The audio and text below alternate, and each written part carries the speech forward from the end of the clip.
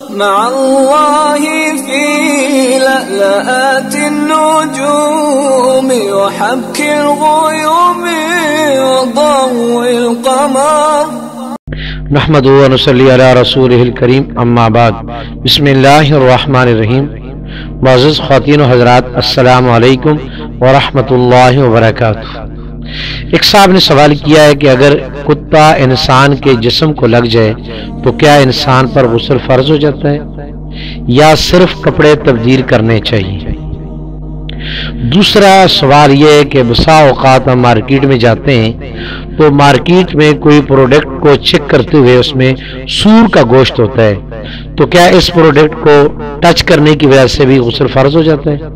یاد رکھیے دونوں صورتوں میں غسل فرض نہیں ہوتا اور نہ ہی کپڑے تبدیل کرنا لازم ہے۔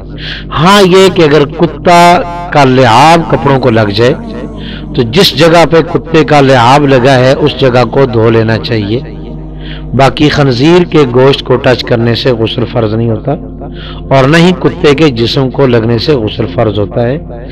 اگر جسم کے ساتھ کتا لگ گیا ہے گیلا تو اتنی جگہ کو دھو لو، کپڑے کے ساتھ کتا گیلا لگ گیا ہے تو اتنی جگہ کو دھو لو، اس کی وجہ سے غسل اور وضو فرض نہیں ہوتے۔ اللہ سمجھنے کی ہمیں توفیق نصیب فرمائے۔